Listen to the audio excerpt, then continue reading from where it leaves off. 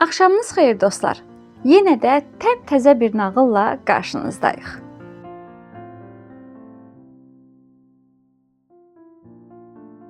Bu axşam sizə Bülbülün Dostluğu adlı Hind nağılını danışacağam.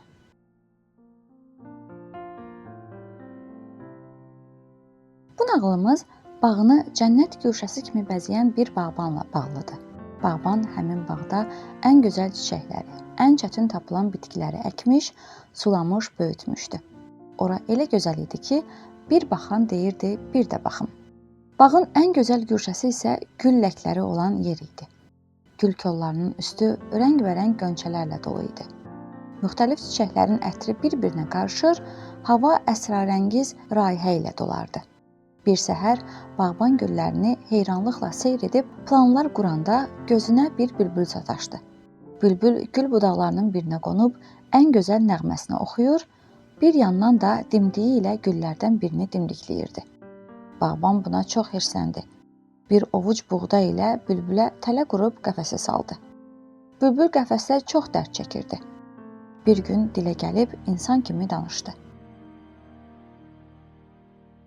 Məni niyə qəfəsə saldın? Bu zülmü niyə çəkdirirsən mənə? Sənin üçün nəğmə oxumaqdan başqa nə günah işlətmişəm? Mənim də yuvam sənin kimi bu bağın içindədir. Biz eyni bağda yaşayan dost kimi olmalıyıq.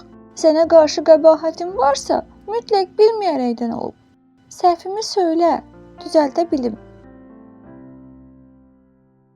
Deyəsən, sən nə etdiyini heç anlamırsan.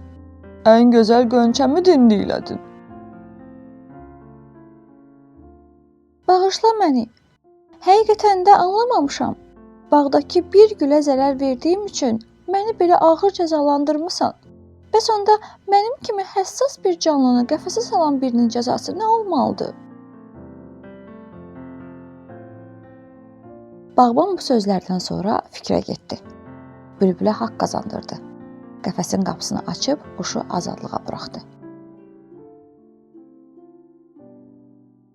Sən məni azadlığa buraxdın.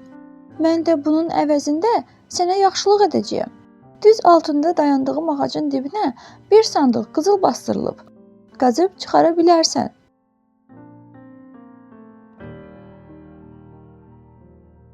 Həqiqətən də bağban torpağı qazıb qızılla dolu sandığı tapdı. Bülbülün bu qədər xəbərdar olmasına heyrətləndi.